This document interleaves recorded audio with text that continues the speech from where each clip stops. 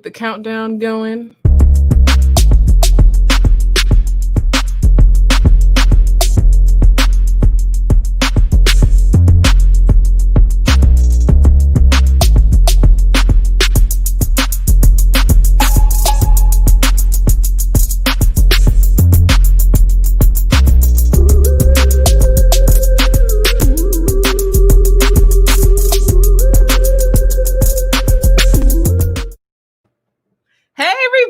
It's me, Raven Baxter. I'm also known as Raven the Science Maven, and you are watching the season finale of STEMbassy, the place where STEM ambassadors meet. I am the creator of STEMbassy. I am assisted by 5 powerhouse women working to make sure that this show runs smoothly. We bring on some amazing talent, some amazing perspectives every week on Sundays at 8:08 p.m. Eastern. We talk about current events, hot topics in STEM. We get to know some special people in STEM. We play games and we learn a lot from each other, all right? And if you've been joining us all season, I know it's gonna be sad for you because this is our final show, but it's probably gonna be maybe one of the best shows we've ever had because of our special guest that we have here tonight. And I'm Raven the Science Maven. On the internet, I'm a science communicator and molecular biologist working hard to bridge the gap between science and the public, and that is also the purpose of STEMbassy. We work hard to have conversations with you about science and help to get you acquainted with science and scientists. And so without further ado, I'd love to start introducing our guests. So here is Amanda. Hi, everyone. I am Amanda. I am a first-year PhD student at the University of California, San Diego. I love biology and space and how these things can interact in interesting ways. As Raven said, today is the season finale of STEMbassy, but you can follow me and 2 other first-gen women of color through our PhD journey on a new podcast premiering this week called Triplicates, and you can find us on IG and Twitter at TriplicatesPod, and you can keep your eyes and ears out for the first episode again this week. Hey, Amanda. Hey, girl. Hey. Who's next? Who's coming up next? Jay. Hey, everybody. I am Jay. I'm a UX researcher, and I'm also an international psychology student, passionate about AI, specifically voice inflection and recognition, cybersecurity, and women empowerment. I'm so happy to be here. It's our last one for now. I know. But who's next?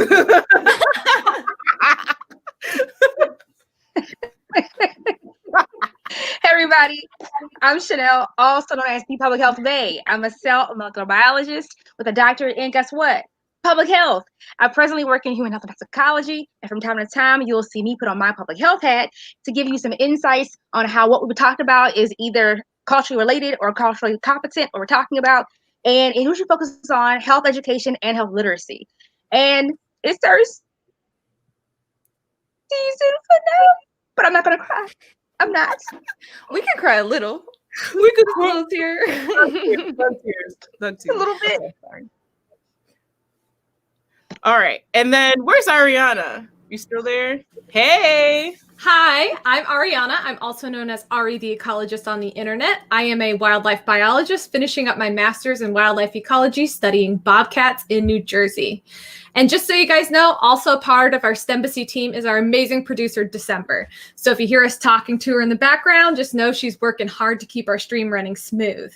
And while you're listening, make sure you're following STEMbassy on Twitter and Instagram at STEMbassy, on Facebook as The STEMbassy, and you can find these links to all these platforms at our website, stembassy.org. And don't forget to join us on Patreon at patreon.com/STEMbassy. All right, guys. Okay, so before I introduce our special guest, I just want to... Who's up?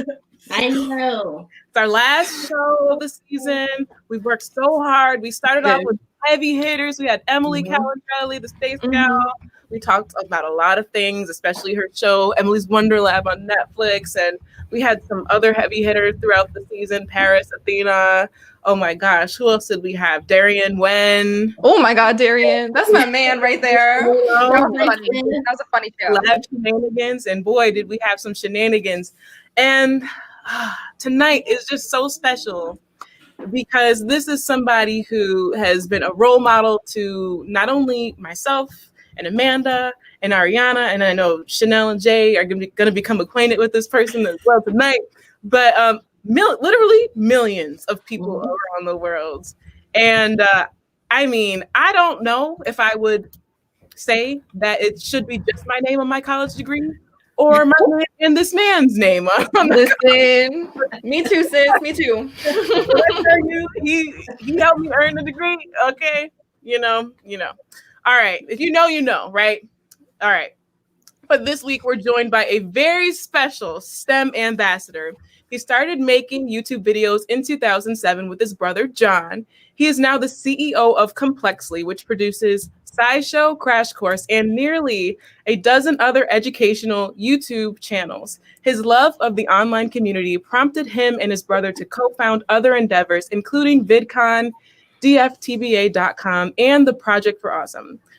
Most recently, they've been raising money to dramatically and systematically improve maternal health care in Sierra Leone, where if trends continue, 1 in 17 women will die in childbirth. So this is someone who is not only an educator, a move maker, but also making impacts globally, both in education and in fields such as healthcare. We have so much more to talk about. There's so much more to this man than what I just said. So without further delay, I am honored to introduce to you and to present to you all Hank Green. Oh, I sat there the whole time for that, and it's very lovely. I was watching. Yeah, I was here the whole time. I just haven't appeared yet. Yeah, thank you so much. It means a lot, and I'm glad that Crash Course is helpful. It's like the main thing that, like, if I'm like having a bad day, I can be like, I'm pretty sure that Crash Course has helped people. So at least I've got that. Absolutely. It sure did.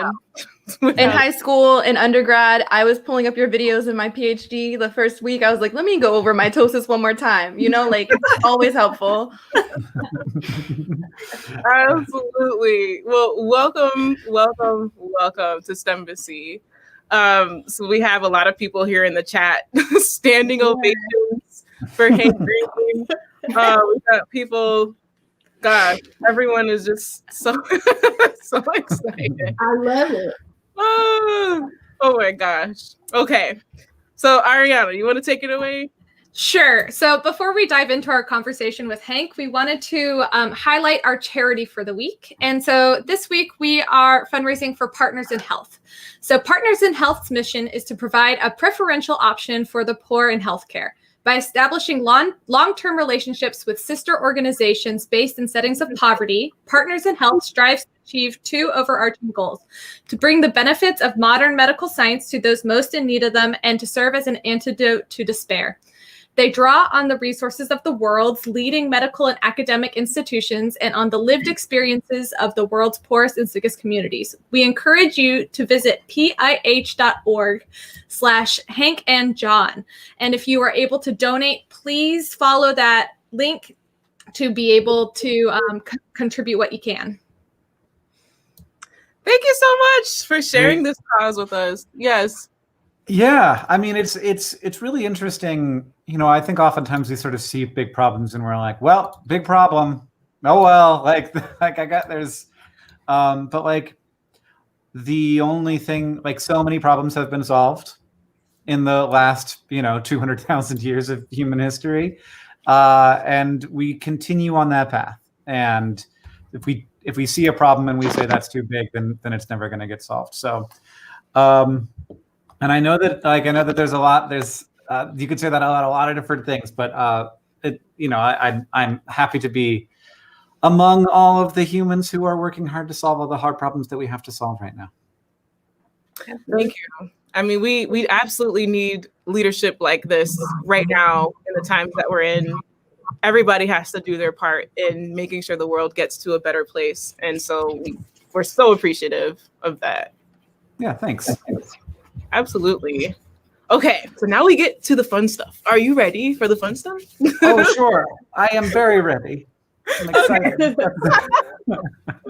Yay! Okay. Well, we have some questions to ask you. And these are some questions from our audience. And I think I want to start with some of our audience questions because they have some really interesting. Okay. As you know, obviously, you're incredibly popular on TikTok, which is surprising. I didn't know I was going to find you there. I was so used to seeing you on YouTube. And then I clicked on TikTok one day. I said, oh, Hank's here. All right. This is fun. It must be. Look, this is my fear that like I bring legitimacy to platforms that I join, and then I'm like, no one should be on any of these things. We go outside. I like, and then like it's gonna come out that TikTok is actually bad in all of the ways that we thought it might be, and then I will have been part of, because I already feel bad, kind of, about being part of the rise of YouTube, which turned out to be not all great, you know. It's not 100% good for the world. Anyway, yes, I am on TikTok and I love it. Yes, that's the Gen Z energy we want. Exactly. Yes, and we love you on TikTok. I mean, We do. you have me laughing to tears, like really and truly. I do like it. So, Hank, this question is from someone that is has the handle unoriginalnerd11. Okay. And their question is, out of all the animals, why pelicans? Well, I mean, out of all the, I think out of all the birds, pelicans. And I'm not saying that like kill all the other birds. Oh, you're not saying that. Let's clarify that. That's good. There's a couple of things. First, like pelicans specifically, I like them because they look really goofy, but they're also just murderers. Like they are carnivores. They are very good at hunting. They will eat a pigeon. They have 3 stomachs and one of them is just for bones. Like pelicans look like big goofballs, but they are extremely effective at their job, which is, you know, survival and procreation. And there's this like juxtaposition there that I also kind of feel like I embody a little bit. Like I want to appear goofy and approachable, but I also want to be deeply and extraordinarily effective. And I want people to like me for both of those reasons, which isn't usually the dynamic that we have. Now that's like this is why I like pelicans in and of themselves. And then, but this came from a deeper place, which is my wife, after she graduated college, worked at a wildlife rehab place. It was specifically a bird rehab in Florida, in Naples. And you know, they had a ton of different birds, but like the pelicans were the cool, like they weren't nice or anything. No wild bird is nice to you. But they're just very big. They're very, like, they look very intelligent once you get your like make eye contact with them. And they're huggable in a way that most birds aren't, just because they're so big, where like there's just like enough substance, and you have to hold them tightly when you're transporting them around. And they're just sort of like, you know, when you only have a certain number of hugs you get per day, and some of them are coming from pelicans, then you form a bond. Kind of that. And like she was very, very into pelicans, and so like that bled over in the way of like marriage is often about like the thing you're into. Me too now. We will do this together. I hope that never happens with me, because then I'd be playing D&D for like hours. Okay, like I hope I never touch a 20-sided dice. Oh God, man, it's so fun. I wish I could play D&D. I have a child instead. Same difference, right? Oh my gosh. Okay. So another one of these funny questions is, why can't I eat grass? I don't know how deep we need to go here. Chanel, you want to take this one from a public health standpoint? I mean, we're not herbivores, you know? Yeah. We talk about all like basic biology and talk about cellulose. Do we need to go that far back? How far are we going? Hank, how far are we going? No. Wow. Yeah. Oh my god. See, cellulose is plant material. It's great. Oh God, we've lost her. It'd be like that sometimes. It feels like the answer is just No. like, I'm no. still here. Yeah. So So what happened was this young woman on TikTok, she appeared to be a college student from like the surroundings. It looked like a dorm room. And she was like, why don't we just eat grass? I think we're being manipulated. Like, I'm hungry and I'm tired of paying for food. We should just start eating grass. And so I just yelled at her to not eat grass. And then everybody was like, why? And then I just tried not to answer them. Well, honestly, I ended up not answering because the question is actually like big and deep and interesting. Like, where do you go? Do you start at cellulose, or do you say like, okay, well, there are certain organisms, and this is, convergently evolved several times, that can like get energy from cellulose. Why didn't we do that? And also there is protein in grass, so there's some calories probably. It's just like not a measurable amount. And then there's like other reasons you shouldn't eat grass, which has got a bunch of silica in it, so it will wear your teeth down. I mean, obviously you don't want to do it a lot. But like if you eat a little bit, it's okay. In fact, we just did a SciShow episode where we talked about Bacillus subtilis, which is a microbe that is largely. Do you know about Bacillus subtilis, Amanda? I have a really good Bacillus subtilis fact. When you're done, I'm gonna drop the knowledge. I can't wait. I can't wait, Hank. Okay. Go ahead. Well, hopefully not the same one.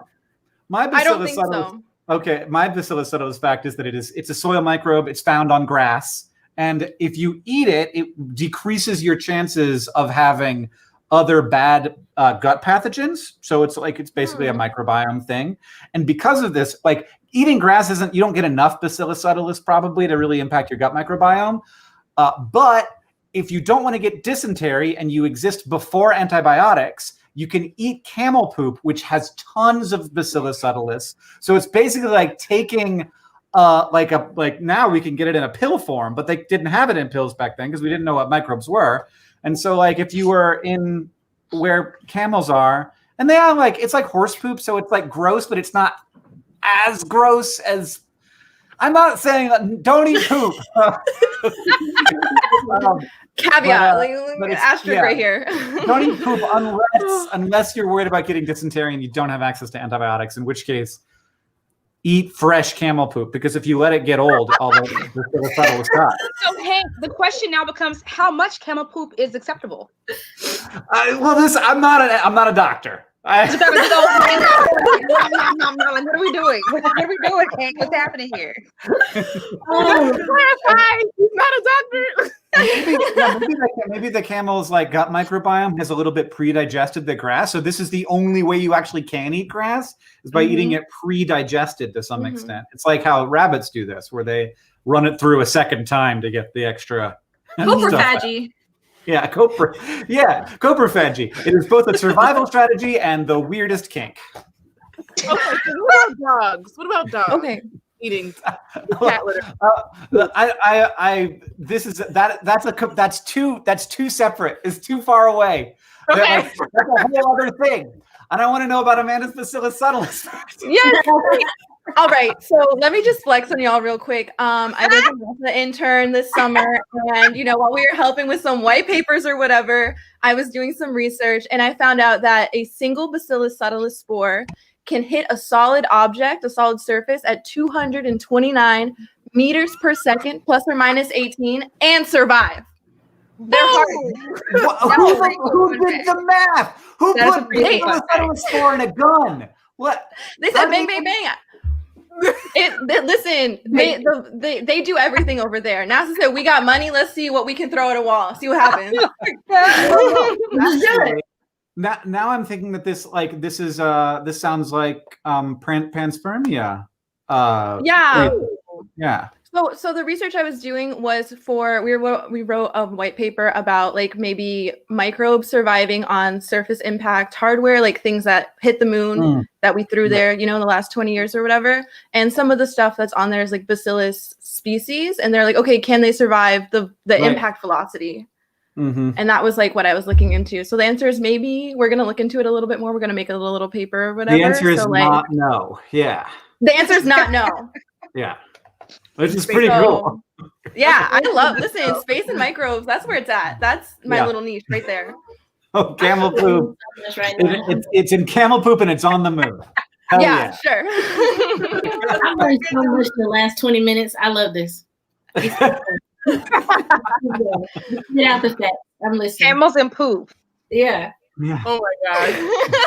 I had to get into the whole thing. I can't be lying on the chat. They're gonna pull this up and be like, actually. Okay, so now that we've gotten to laugh a little bit. Okay. Now it's gonna suck. Now it's going to suck. No, I'm kidding. Hank, I think that one of the coolest things I've learned about you, like especially, there was a little gap like between when I was watching you as a student and then when I was kind of like in your circle as a professional and as a science communicator. And I was looking at you in different ways. Like when I was a student, I was looking at you for information, right? Like, please teach me. I need to know the things. Teach me the things. As a professional, like I'm looking at you and how you speak and the kind of how you use your voice and how you use your power and your position in the world to educate people and to talk about things that you really care about. And I was super impressed, like as an adult, to see that not only is this cool guy who taught me science, you know, an amazing science educator, but he's also somebody who really takes a stand for things that are important in the world and talks about things that need to be talked about. And so I'd love to know, have you always been comfortable using your voice as a thought leader and as an activist? I mean, I think this is actually, I've gotten a little bit more wary of it only recently, which is from the perspective of like, should I be focused on just education so that people don't get turned off by something that I might believe or say, and then be like, well, now I feel like I can't be educated by this guy. And I've had that happen a couple of times with like weird little things, nothing like big or something that I'm super concerned about, but like enough that it has like, I want to do two things really. I want to have a happy life with my family and like be a person who has a good relationship with my friends and family and like creates a life that is enjoyable to live. And then I also want to be like effective and improving the lives of other people. Like those are the two main things. And I often feel like in my professional life, my inability to focus on anything kind of holds me back from having the biggest impact in any like one particular thing. Now, I feel like I happen to live in an era where it actually is somewhat advantageous to be doing like 12 different things at the same time. So that, as you say, like I can end up in front of your face in like two different ways. And you're like, wait, are you the same guy? This seems like a totally different thing than the other thing you were doing. Whereas that, and it's like, there are plenty of other people in history who have found success with that strategy. But like, in terms of like things that are just like objectively everybody agrees that they're good, like let's help with like public health in places where like people are definitely suffering, and like there's no doubt in anyone's mind that like people in like the diamond mining district of Sierra Leone have it worse off than pretty much anyone in America. Not everyone, but you know, the vast majority. Then people can get behind that. But then there are things that like, you know, we just had a hammer of an election and it was bad, and people are more, I don't know, it feels to me anyway that people are more partisan than ever, more divided than ever, more living in sort of their own unshared realities than ever. And but you can't watch it happen, because like here's the other thing, like I'm going to care a lot more about like injustices that happen in Missoula, Montana than injustices that happen in a comparable sized town somewhere else, because that's where I live. And I'm going to care more about injustices that happen on YouTube than I care about injustices that happen on Facebook, because that's where I live. I don't spend any time on Facebook. And so like, but like I'm an American and I live in America, and so like I can't like you can't go through something like this and like be quiet about it. You can't go through the last year of America and be quiet about it. I can't. And I think that some people can, and that there is a case to be made for someone to say I'm going to focus on one thing and I'm going to do that thing well. I can't do it. It's not, I mean, maybe it wasn't the way I was raised, or maybe it's just like the like situation that I'm in, as like, I don't have like, and because I didn't like launch as like Bill Nye, I wasn't like, my first job wasn't science guy. My first job was, sort of personality based vlogger. That like, I always like, I've only recently ever felt like I could be doing one of my things harm by doing the other things. And I worry about that, but I don't think there's anything I can do about it, because I'm going to have to be me at this point. Mm-hmm. I mean, that's so true. Having to like be yourself and be unapologetically yourself in whatever spaces you're occupying. That's something we love to share here on STEMbassy, especially Raven says it all the time. And that's where I get it from. I'm like, unapologetically yourself from Raven. And I immediately think of Raven. So when you're using this voice in an unapologetic way, what do you think are the best practices in terms of SciComm for using your voice in that unapologetic way? Yeah, I think that they might be the same for me that as everything. Which is that it should never be about belittling someone, and that also like I should know that what I'm saying is true when I say it. And sometimes you fuck up, and sometimes it's wrong, and sometimes that happens in SciShow videos, and it happens in tweets about Donald Trump. And so like I think that the important thing is to like model the behavior that like you would like to see, and that's like, I was wrong about this, or I retweeted this thing that turned out to be not true. And that's hard. It's especially hard because a lot of times it's like, it's not true, but it's also like, kind of like other things like that are true. And so like, is it not true? But it's not. And so it's best to be focused on, I think, like to try and have the same standard of like fact based, and also not about, like, I don't like, but I understand the kind of advocacy communication that is about like just taught, like basically just saying like, look at this stupid idiot. This person is very like really hypocritical, really, and just like you like make a really snarky joke about them, and like I get it, but I don't think that that's me, and honestly, I don't think that does that much good. I think that as far as like using that technique to rile up the base, like the base is riled. We're there. I don't know how much more riling we can do of the base. I could be wrong. And I often say, because like I'm, 40 years old, I have my radicalism has blunted over the years. I'm also like a wealthy white guy. And kind of have always been basically, like not in the same way that I am now, but basically have like, always had like safety nets that most people in America don't have. That like there is a place for the heat, and there is a place for the sustained long burn. And when the heat and the long burn fight against each other, they're not doing the thing that they're trying to do, which is working toward a better world. They like agree where there is, they just don't agree on how to get there. And I think that like they should both be doing their strategy for getting there. What they shouldn't be doing is fighting each other, because like that is then like nobody's going anywhere. It's kind of how I feel. But like, I don't know. What in general, what I want to say to people like me is like, when the heat is there, understand that there's reasons that the heat is there, and that like that's a different strategy, and it's not your strategy, but that doesn't mean it's not a strategy. Jay, did you look like you had you were feeling it?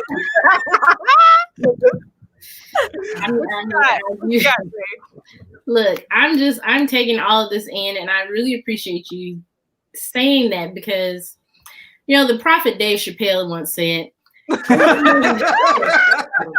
just kidding. Sorry, Dave.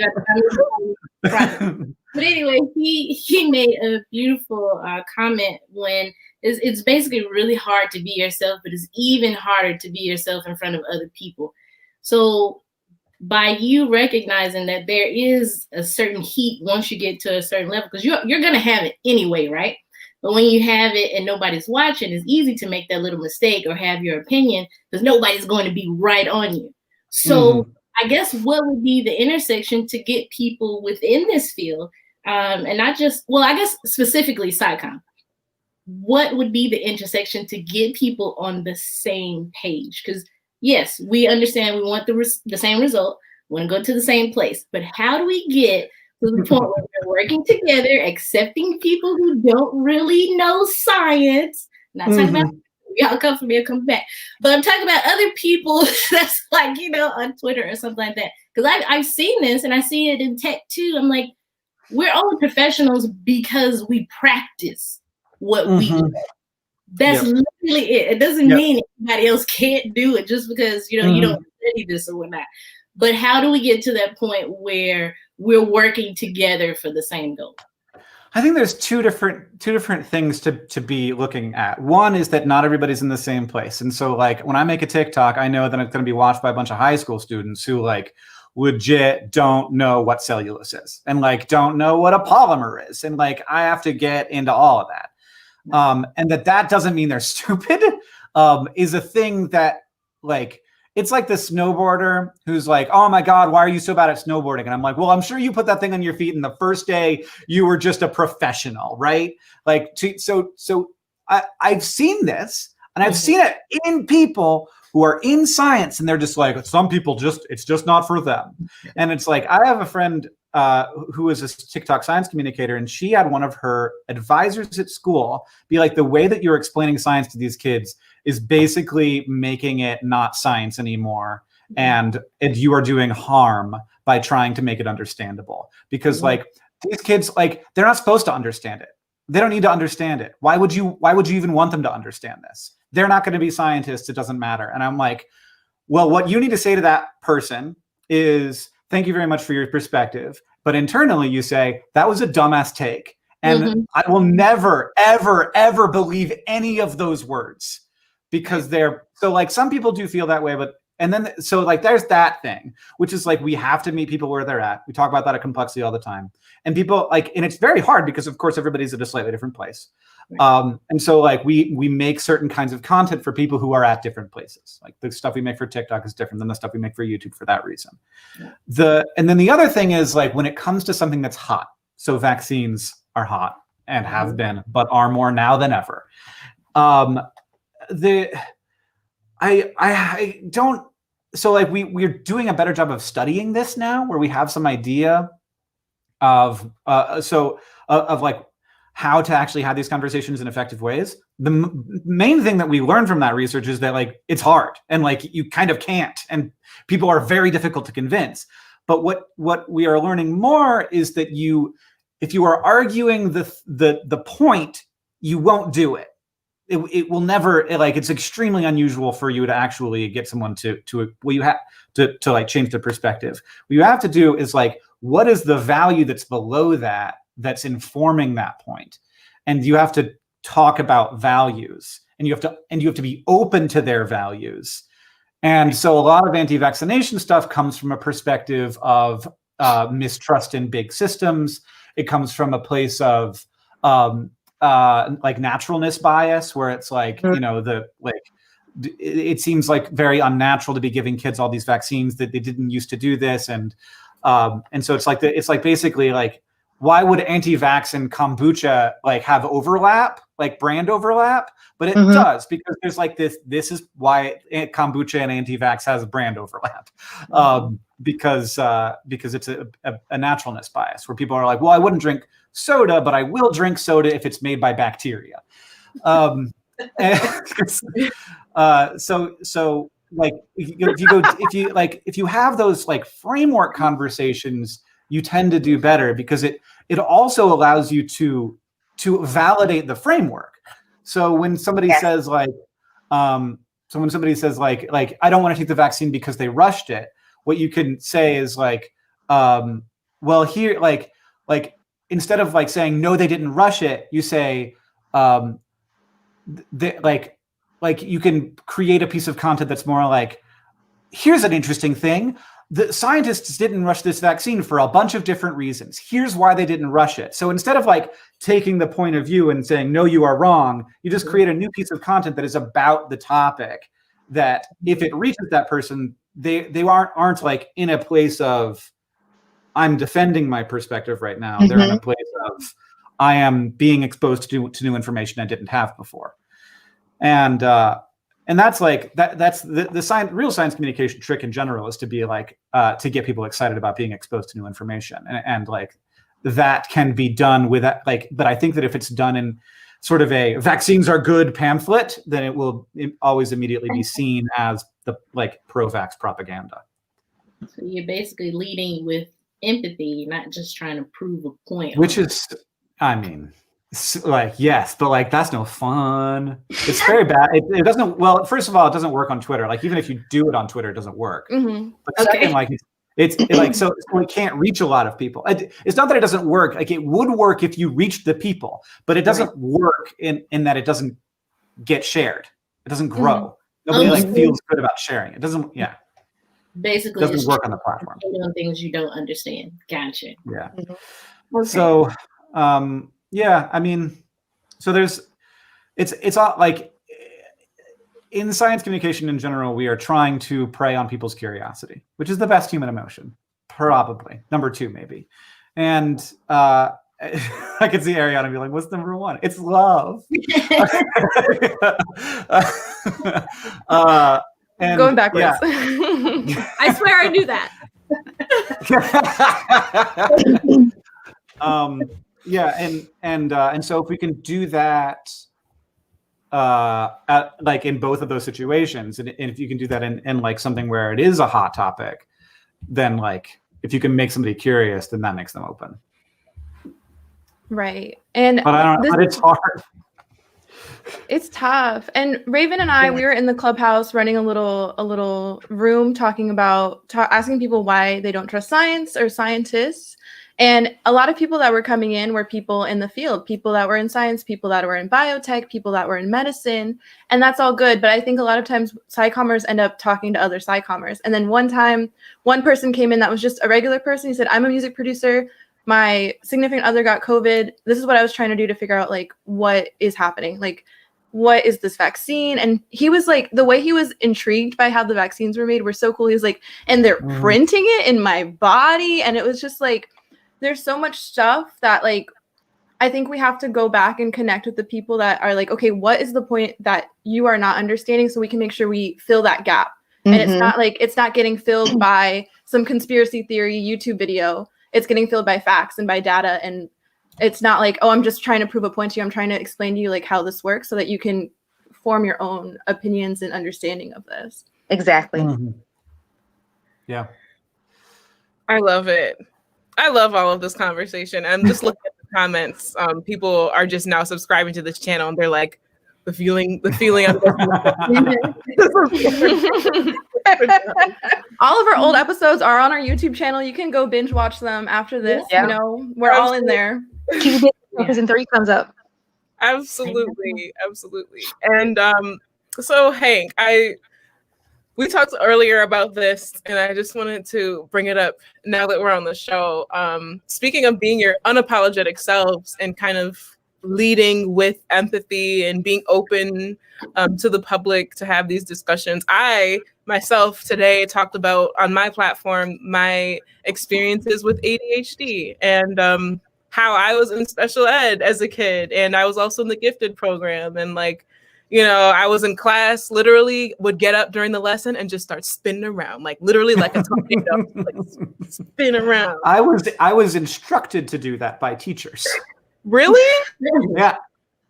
Well, so they were like during like they would put me in a room during like times when like they didn't, I don't know. I'm trying to remember now, but like it was, instead of doing something else, they were like, this isn't going to benefit you. You need to go into the room and spin by yourself. Just like run around. And we called it something like the like revolve around the sun or something. And I like run around a table for like 15 minutes to chill me out. I'm fine. You know, that is not the first time. When I was in 4th grade, I was in a gifted program too. And I actually I was labeled disabled because I had a stuttering issue. My first language wasn't English. So like, they were like, oh, she doesn't know English, throw her in there. It's fine. But someone in my 4th grade class, they would make him run laps around the school after lunch because he just had so much energy. And the teacher just like was unable to handle him. And they were like, I don't know what to do with you. Just go run in circles until you're done and then come back. But it's like, you're missing lessons being taught. Yeah, like I don't understand how that's the solution. Well, I was born in 1980, so that's the dark ages. Not the dark. The 80s are not. They're not the dark ages. Okay? Well, this is when Amanda and I and Ariana, we just exit the chat. Like, You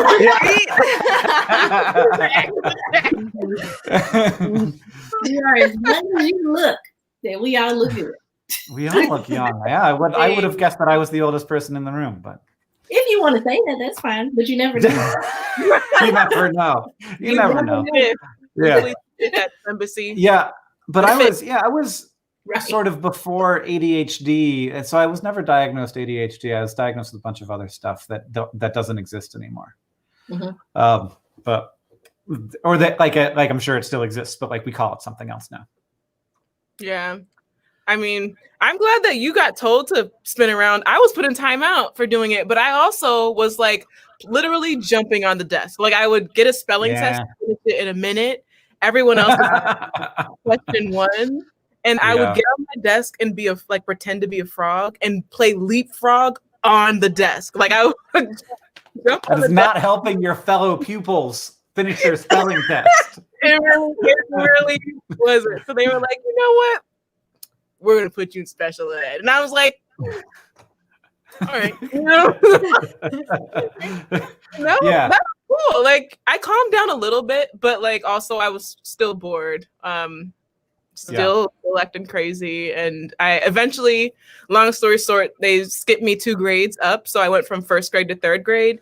And that pretty much kind of got me to calm down because I was too busy trying to catch up with the older kids. So I was going to ask you, was the issue not that you were so active and destructive in the class, but that you were actually just bored because you were ahead of everybody else? I was going to ask definitely both. I definitely had a disorder, still have one. But I needed to be challenged as well. So a combination of, having an attention deficit disorder and then also being bored was like, a lot going on. That goes back into the point that Amanda said earlier, that when it comes to things like that or learning disorders, we talk about it amongst ourselves, right? Professionals, but we don't really teach, especially when it comes to the school system. Well, you'll see it more so in Montessori and private schools. There's more options and more resources. But when it comes to the public school system, unfortunately, that's not taught. We don't really provide the tools that teachers need when it comes to learning disabilities. You don't know what the symptoms are, what to look for, and then 2, let's not even talk about the consideration that boys have more testosterone than girls. So you're expecting them to sit in one place, for this amount of time. It's just not going to work. Then 2, on top of that, people learn completely different. So instead of having one lecture for 45 minutes on end, each subject of just sitting there talking, if your voice is monotone, I'm going to fall asleep too, or I'm going to be bored. Or if you don't even know what you're talking about, you're just going with the flow because you've done this 8,000 years and you're not here yet. We won't go there. But anyway, so the point is, it's sad because the teachers are not equipped properly to do different types of learning disabilities. And it's not the child, there's just a stigma around it. When it comes to culture, race, gender, that's, I think, more so the problem. That's where we need to talk more about. Yeah. And I think that also, like, there's also a big stigma around being diagnosed as learning disabled. And, that, and I'd like to, whenever I can, break that down by being like, my job is to be professional smart guy, and I still read very slowly. Like, I take reading tests, and they're like, it's like demoralizing.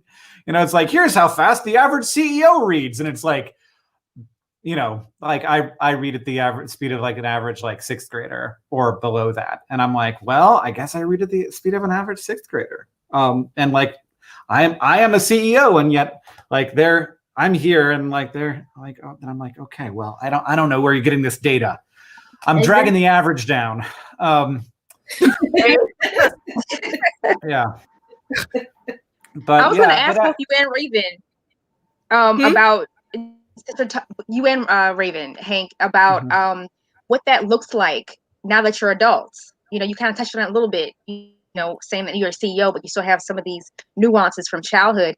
What's that like being an adult now and still dealing with those things? Like for me, I don't have necessarily a learning disability, but I do things like I talk with my hands a lot. I do this a lot. And so done as a kid, even as an adult, I have to tell myself what I'm presenting. I have to go like this or have a pen in my hand or something like that so that I'm not seen as, because, people don't take you seriously when you talk like this all the time. So I've had to do things. What is that like for you as an adult now? And you also, Raven, when those things carry up into adult life, what's that like for you guys? How do you tackle that? Yeah, I think dealing with an attention disorder for me, so the attention part of it has always been about habit, like establishing habits, and one of those habits is like just trying to pay attention, and like I'm not always great at that, but like noticing when I am not doing it, and like getting myself back in and asking myself like, what is it about right now that is making me lose attention? And of course, like I've got like fidgets and stuff, like any modern boy. But and then there's also like, I am lucky to be able to design my life to some extent around my abilities. And that means that like I have a subscription to like this service that reads news articles out loud so that I can consume good amount of news without having to like, because if I'm like going to read a story in the New York Times, like it's going to be like a 30-45 minute commitment for me. Like, and the funny thing is I don't get how people read faster than that. I don't understand. Like, how are you synthesizing the information?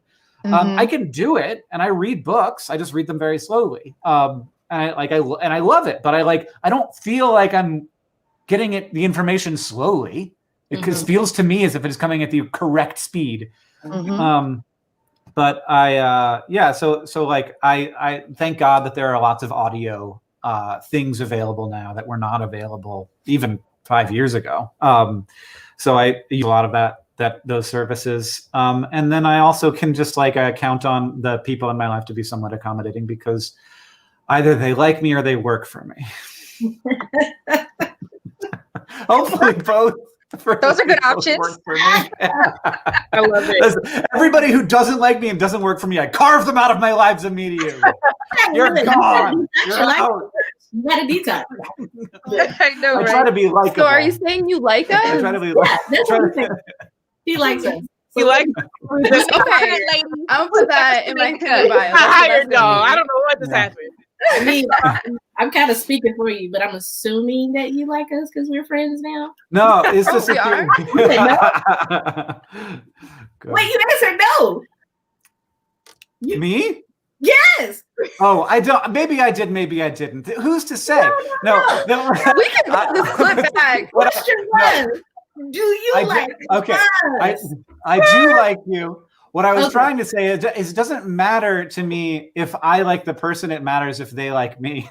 Oh, we because I could hang out with somebody who I find very annoying, but as long as they like me, I'm like, there's like I am being appreciated. How I feel matters very little to me as long as I'm getting validation.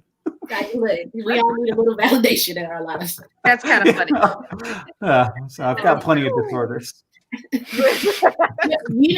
you made a good point because so I don't know the speed that I read, but I will say I didn't get diagnosed with dyslexia until college. I was like that kid. Like I didn't like back then. Words were so close together, not even an inch apart. I don't know who came up with that, but that like headaches, talking backwards, stuff floating around, it's backwards. I felt like I was in the Twilight Zone. But then, so it's so interesting how stigmas work and people put you in these little boxes so they know how to treat you or how to approach you, which end up usually being wrong. Because if you were to look at, you know how they used to have the, what do they call them in class? Like they vote for you and this is who they think you should be in the future. What is that? Superlatives? Yes, the superlatives. So that would have been all wrong.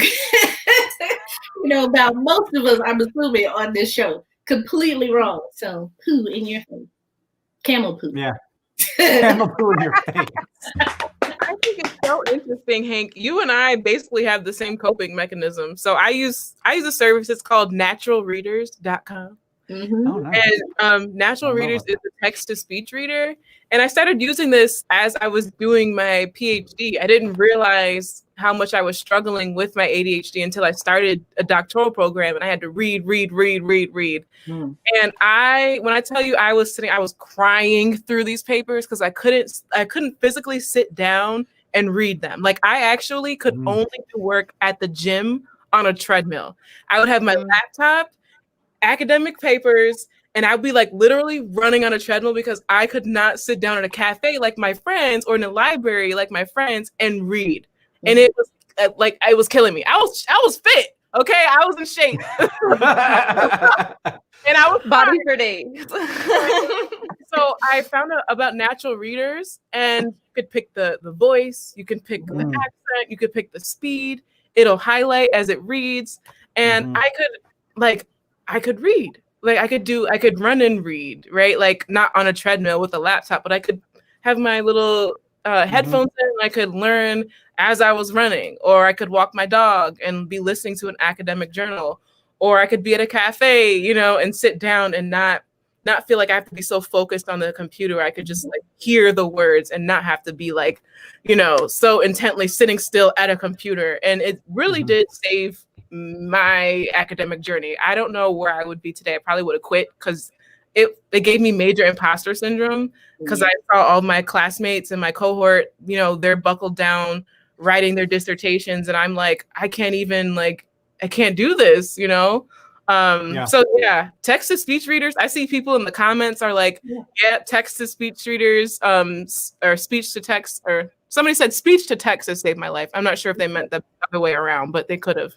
Even when I'm reading along, it helps me retain information. So yeah, totally. That like reading at the same time. Also, I find if it's something that I like is complex, just like taking out a notebook and like writing it as I'm hearing it, then it's like, wow, everything makes sense now because all of like I've gotten all of my senses involved. And this is like I will forever remember my tutor being like, when you are talking to me, you are always doing 12 other things, and I need you to be looking into my eyes, and that was so hard for me to learn how to do, and like it was a process of learning. Like for a lot of people, eye contact comes very naturally, and for a lot of people, it doesn't. But like it is much easier to pay attention, and so this is the thing we've been in like Zoom calls at my company. I need to be looking into people's eyes, even if they're not looking directly into mine. Or I'm like on Twitter immediately, my phone is out, so I need that eye contact to like be the sort of like locus of my attention. But that was a process of practice. Like there was no other way to do it. Well, Raven and Hank, I want to thank you because I've been struggling on reading some scientific articles for writing my thesis. So I'm going to try a reader and read along and see if maybe I can focus. COVID has got my attention span to being stuck in my home office is rough. I've never really had struggles before. And so I am happy to learn from you guys. So I appreciate these tips and tricks that you guys are sharing because I'm going to try that and see if it helps me. So I'm excited.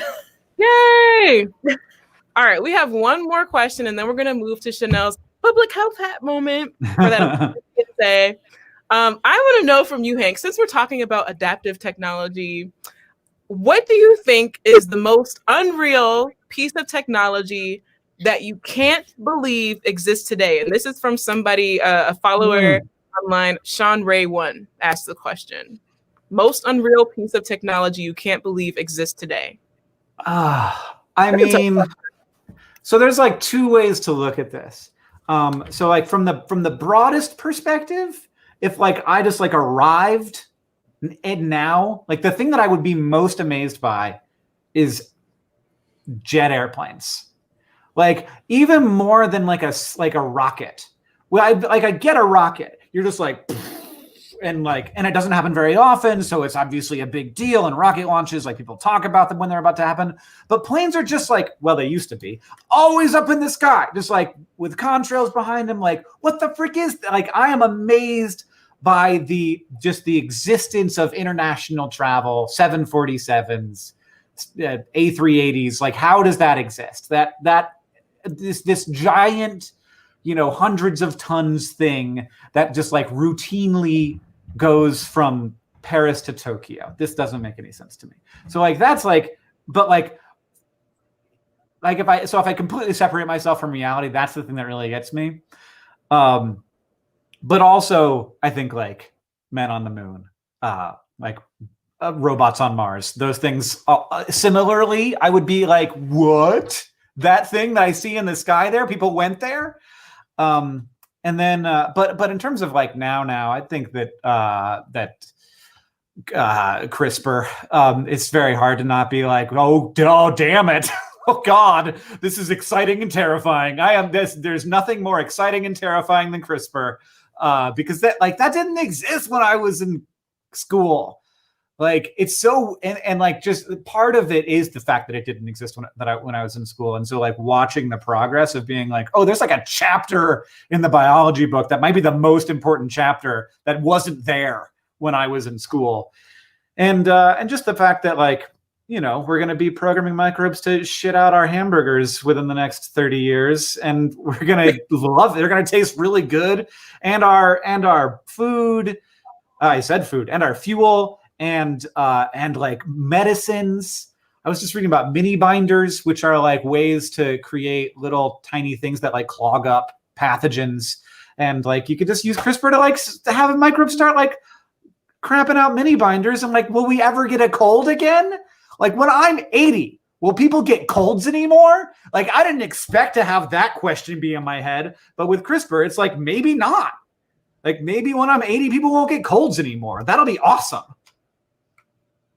So, or we will extinct ourselves with a pathogen that somebody made in their garage. So. Let's not in the global pandemic, Hank. Let's not throw that one out there right now. It's a race.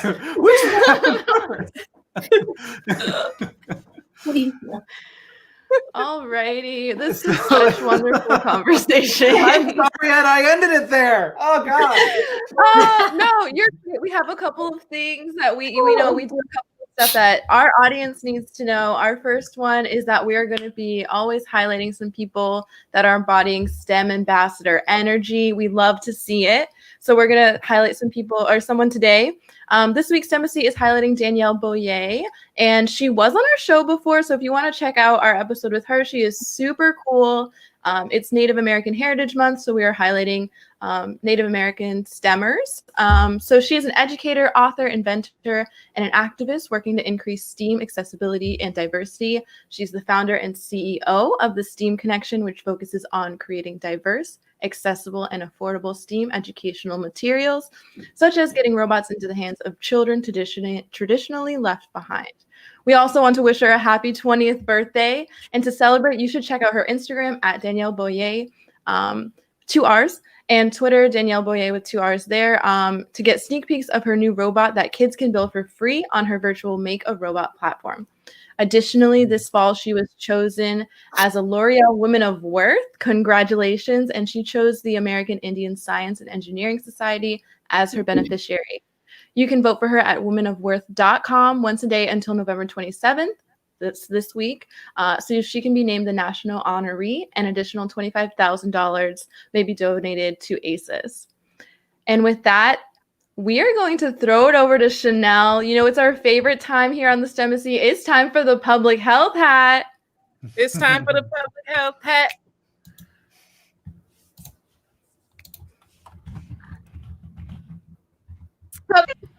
Am I good? Oh no!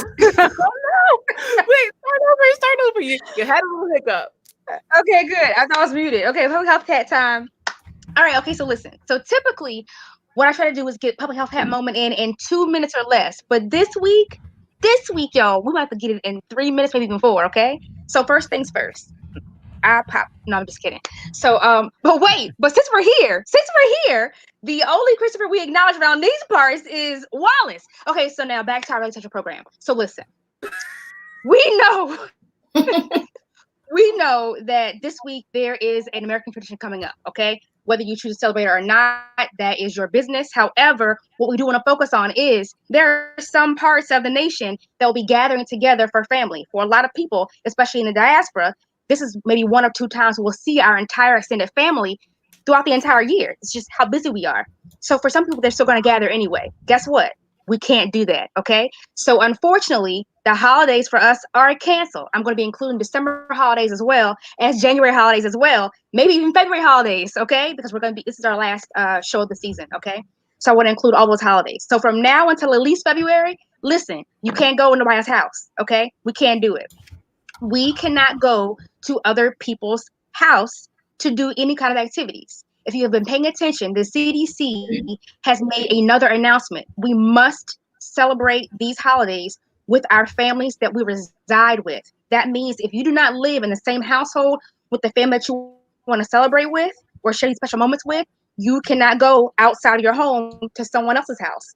You can't go to Big Mama's house or Papa's house to see everybody, because what you can do is potentially spread the virus to somebody else. It is still very real and possible that you can be an asymptomatic carrier. What that means is you may have been out and about and living your life the way that you see fit and could have come in contact or been exposed to the virus. That does not mean that you are not passing it on to somebody else. Okay, that's not what that means. You're not sick. That's great and good for you. But please, please, please, not only protect yourself, but others, by not spreading it, by not exposing others, by not going to someone else's house, okay? We want to be with our families.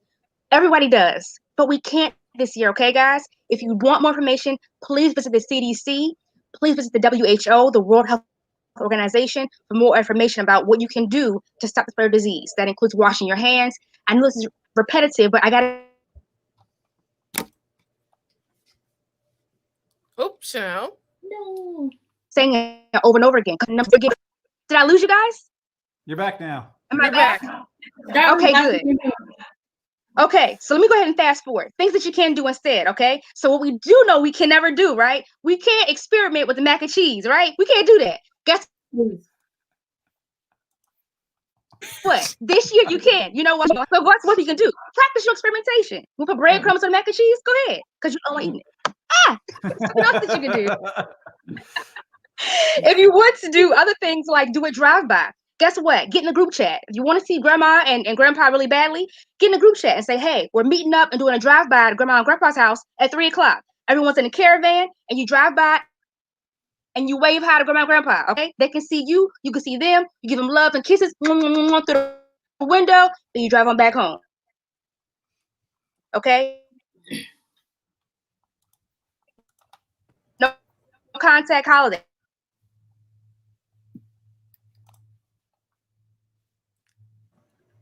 Well, So get in that group chat. Get in that group chat, and you go ahead and say, "Hey, we've got our different side dishes or whatever the main dish. If anyone wants to and you take it to one spot, and you meet up. Okay, you meet up, and you go ahead and you give the people their food.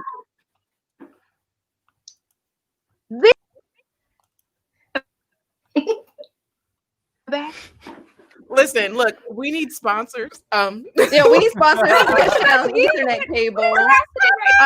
You can contact us at thestembassy@gmail.com. We're doing our best. We do this for free, y'all. Okay. What is happening? Yes. leave this comment up for like a good 30 seconds. Okay? Internet will not let you be great. Chanel, you frozen right now. Like it's okay. It's okay. It's okay. Anyway, zoom it, okay? Zoom it. Grab your food and zoom it. You can also get it catered. Help a small business out, okay? Save on the dishes. Zoom it. Have your people zoom everything. All right? Zoom everything. Say hi to grandma and grandpa on Zoom. Be safe. Wash your hands. Don't spread COVID. Public health. Also, I think this is a good time to plug that though STEMbassy is doing our season finale today, we will be having a sprinkle of STEMbassy After Dark episodes to get you guys some information that is super applicable.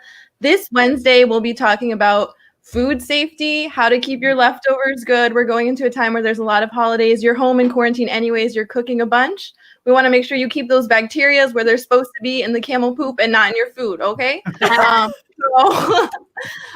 be talking about that on Wednesday at 9 p.m. Eastern Time, 6 p.m. Pacific. And Chanel will be leading that conversation as our public health expert. And I have someone from UCSD who is an expert in food and microbiomes. And she had commented on some Netflix stuff. So it's going to be super fun to have everyone together and giving you guys the information that's going to keep you safe this season. That's going to be so much fun. Yeah. Absolutely. And I think we have a mental note. Wait, can we shout out Danielle's here in the chat? Can we just pull up her comment real quick? Happy birthday. Happy birthday, Danielle. Oh my gosh. We love you so much. We do. Yes. If you're not following Danielle again, she's a superstar. She's somebody you need to know. She's making big moves, and we're so proud of her and happy to support. Absolutely. Yes.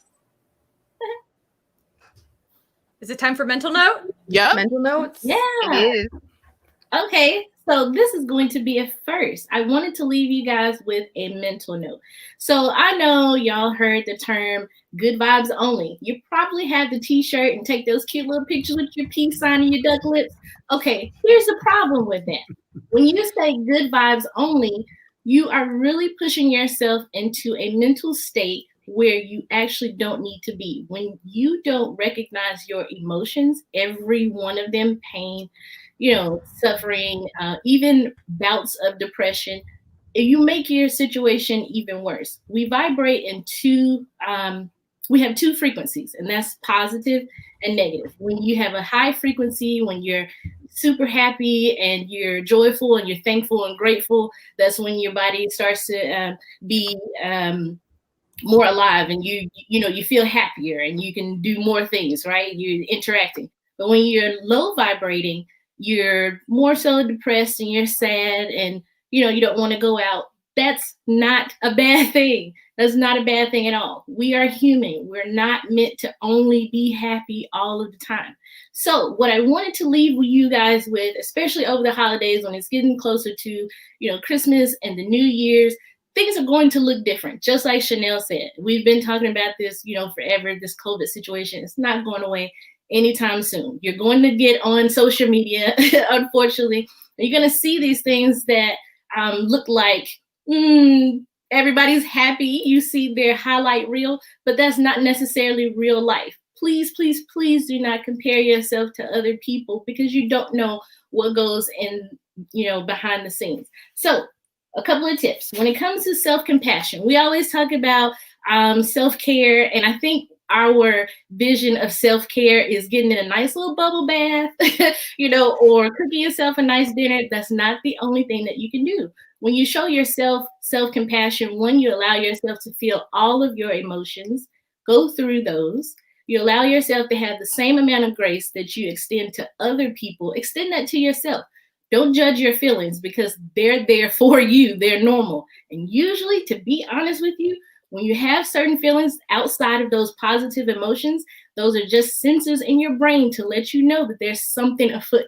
You're probably making excuses for a relationship you don't need to be in or something like that. That's just an example. But even taking care of yourself is also eating the last donut in the box. There's nothing wrong with that. As long as you're taking care of yourself and allow yourself to go through the highs and the lows. You don't want to get into a state where your emotions are dysfunctional. You want to make sure that you're happy, balanced and functional, especially throughout the holidays and every day, really. So that was the mental note, and I hope you enjoy it. Yes. I Yes. love that. Yes, mental notes. Yes. I needed that. I really did need me too. We're 9 months. Are we 9 months? We are, No. yeah. At least some months. I have a count now. Listen, this is a full pregnancy term in this Yeah. pandemic, okay?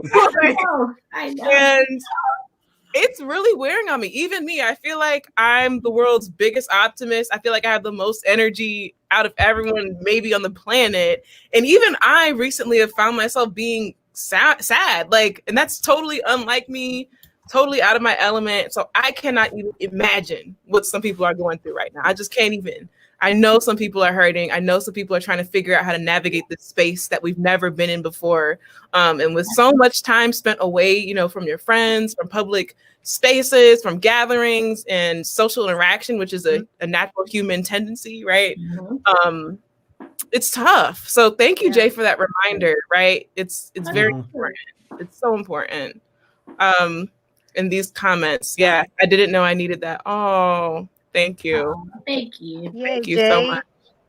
I say, you know what? The thing about it is, because y'all know me, and I told y'all, it was some issues that I was dealing with, behind the scenes. And you do, not even just as a parent, but as a person, when people see me or anybody on this platform, they expect us to be a certain way, right? Whether we are providing information for you or making you laugh or being the goofy person or even that person that you always come to for advice, right? Right, just like hugging people. We're used to that, and you still want to put on this brave face for other people, but then you completely ignore yourself and what you need, and you can't do that, because if you do that for so long, then you would push yourself into this period where it's so dysfunctional, where you have extreme highs and extreme lows. Then you would have to then talk to a therapist, because you could be bipolar. We can push ourselves there. You don't have to. I hate the stigmas when it comes to, psychological disorders, because you assume this person is crazy. Well, we've gone through a crazy year. So, if you're coming out of this and you're healthy, and you still have your family, just try to be grateful. Have those times where you're by yourself. Take a drive. Get some wine. Mm-hmm. Yeah. Thank you. Do all of that. Whatever makes you feel good, follow your heart, not what other people want you to be. Just be you, boo. Mm-hmm. Thank you, Jay. On that note, listen, Be You Boo is a great show. Period.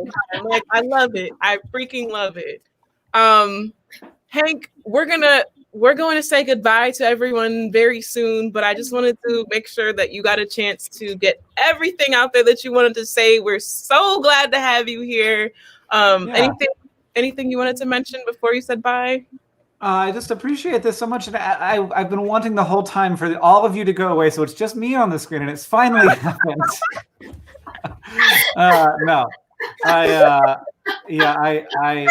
It's so fun to talk with people who do similar things, and just to chat about all the different ways that we're trying to reach people, make people curious, get people excited, but also have it be a part of, not like all of who we are, but a part of who we are, and that process of learning and growing and sharing and connecting is just great. It's great to make new friends. It's great to see new people, and I hope everybody has had as much fun as I have today.